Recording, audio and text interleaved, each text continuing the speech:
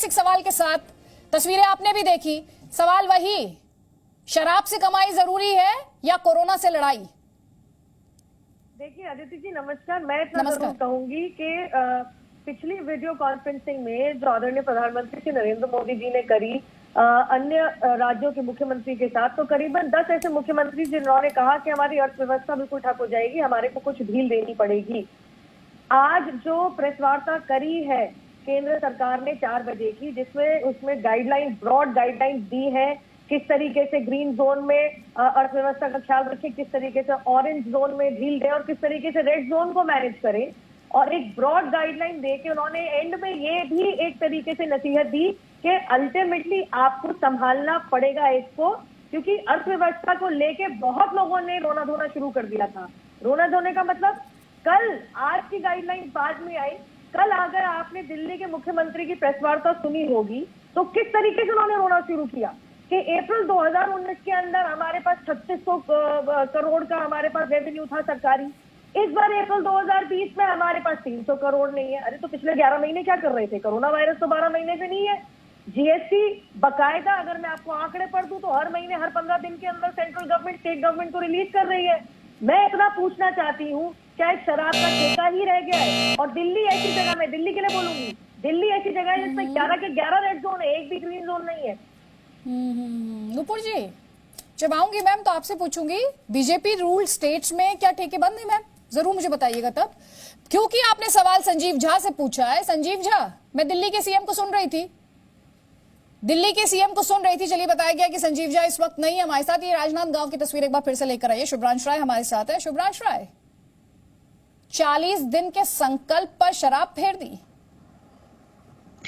अदिति जी, मुझे लगा था कि आज के डिबेट का जो टॉपिक होगा वो मोदी जी द्वारा अनाथ छोड़े गए देश भर के प्रवासी गरीब मजदूर होंगे, जिनका रेल किराया कांग्रेस अध्यक्षा श्रीमती सोनिया गांधी जी ने देने की घोषणा। सर, हमने उस पर डिबेट किया, आपको शायद पता नहीं, 5 बजे से गरीबों से और उनकी परेशानी से मोदी सरकार का कोई लेना देना नहीं होता, तो चलिए इस विषय पे नहीं डिस्कस करते हैं। अब ये जो सवाल आपका है बिल्कुल सही। देखिए, लॉकडाउन का 100% पालन होना चाहिए और इस तरह की व्यवस्था जहां ऐसी सोशल डिस्टेंसिंग की धज्जियां उड़ाई जा रही हैं, बिल्कुल छूट नहीं होनी चाहिए, नहीं तो सारी मेहनत बेकार चली जाएगी। Point number 1। पॉइंट नंबर 2, आज से 2 दिन पहले मैं एक नेशनल टेलीविजन पे ही भारतीय जनता पार्टी के एक मुख्यमंत्री को सुन रहा था, उनके कॉन्क्लेव में, तो उन्होंने एक स्टेटमेंट दिया था। उन्होंने स्टेटमेंट दिया था कि कोरोना क्या है, सर्दी खांसी जुकाम और बुखार जैसी बीमारी है, बहुत ज्यादा सीरियस लेने की जरूरत नहीं है। अब सवाल यह पैदा होता है कि अगर ये मध्य प्रदेश के मुख्यमंत्री शिवराज सिंह चौहान, एक जनप्रतिनिधि, ऐसा कहेंगे तो उनको सुनने के बाद लोग इसका कैसे हवाला ले जाएंगे? ये बहुत बड़ा कंसर्न है, चाहे दिल्ली के लिए हो, चाहे मध्य प्रदेश के लिए हो, चाहे किसी भी राज्य के लिए। टाइम खत्म हो गया। 1 मिनट का टाइम जो आपका था वो राजनांदगांव की तस्वीरें सबने देखी नहीं। सर को तस्वीरें बार बार दिखाएं जरा, राजनांदगांव की तस्वीरें दिखाएं शुभ्रांश राय को, शायद देखी नहीं है उन्होंने। वहां पे कौन है प्लीज बताइएगा। संजीव झा हमारे साथ आ गए। संजीव झा जी, सीएम साहब को बहुत चिंता भी हो रही है सर, वो दुख भी जता रहे हैं जो भीड़ देखने को मिली है, लेकिन सर बावजूद उसके दुकान तो खुलेगी सर। अब इतनी कंफ्यूजन क्यों है? या तो लॉकडाउन लगेगा, उसका स्ट्रिक्टली फॉलो किया जाएगा उसको, या ठेका खोला जा सकता है, शराब की दुकान खोली जा सकती है सर। और देखिए, चिंता का विषय इसलिए है कि तमाम सावधानी बरतने के कहने के बावजूद लोग सोशल नॉर्म्स को नहीं फॉलो कर रहे हैं, या जो कोरोना के प्रोटोकॉल है उसको नहीं फॉलो कर रहे हैं। देखिए, एक चीज हम सबको मिलकर के समझना पड़ेगा कि धीरे धीरे जब आप अपने इकोनॉमी के खोलेंगे तो ये चैलेंजेस शायद आएंगे। जैसे मैं उदाहरण देता हूं आपको कि जो ही ये तय हुआ कि अब लेबर अपने अपने नेटिव प्लेस पे जाएंगे, तो वहां भी इस तरह की चीजें शुरू हो गई। हम सबको मिल करके इससे अब कुछ इस तरह की चीजें बनानी पड़ेगी ताकि लोग नॉर्म्स को भी फॉलो करें, और जो चीज आप रियायत दे रहे हैं वो रियायत भी हो जाए। आप इससे मुंह नहीं मोड़ सकते कि लोग आ जाएंगे तो आप रियायत देना बंद कर देंगे, ये संभव तो नहीं है। तो इसीलिए मैं मानता हूं आज जो कुछ भी हुआ, मुझे लगता है कि मैं सब लोगों से पूरे देश की जनता से ये कहता हूं कि अगर आपने फिर इस प्रोटोकॉल को फॉलो नहीं किया, सरकार को मजबूर होना पड़ेगा कि फिर सारी रियायतें बंद कर दे। फिर जो परेशानियां आप घर बैठ के झेल रहे हैं वो और परेशानी बढ़ जाएगी आपकी। तो इसीलिए मुझे लगता है कि हम सबको मिलकर ये तय करना पड़ेगा अब कि हम किस तरह से लोगों को भी समझाएं, और जो जो चीजों को रियायतें दे रहे हैं उस रियायतों को लोगों को कैसे लाभ मिले और लोग उसको कोरोना प्रोटोकॉल को फॉलो करें, इसको लेकर के हम लोगों को कोई ना कोई एक चीज इख्तियार तो करनी पड़ेगी, तय तो करना पड़ेगा। संजीव जी, मैं आपसे ये समझना चाह रही थी, क्योंकि जो आपने जवाब दिया, आपने कहा इस तरह के चैलेंजेस तो शायद आएंगे ही। सर, मैं इन तस्वीरों को देखने के बाद, दिल्ली की तस्वीर एक बार फिर से लेके आए, लंबी लंबी कतारें, लोग एक दूसरे के साथ चिपके हुए, ऐसे लग रहा है कि हम शराब की बात नहीं कर रहे हैं, ऐसे लग रहा है जैसे हम गेहूं की बात कर रहे हैं, चावल की बात कर रहे हैं। सर, आप मुझे ये बता दीजिए, आपकी प्रायोरिटी क्या है? आपकी प्राथमिकता क्या है? लोगों को इन्फेक्शन से बचाना आपकी प्राथमिकता है? क्योंकि इन तस्वीरों में तो ये लग रहा है फ्री इन्फेक्शन बट रहा है वहां पर।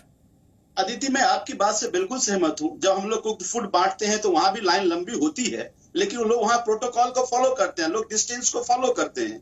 लेकिन जो ही शराब की दुकान या तमाम दुकानें खुली, ना केवल शराब दुकान में देखा, सब्जी की दुकान पे भीड़ पड़ रही है, बाकी जगह भी भीड़ बढ़ रही है।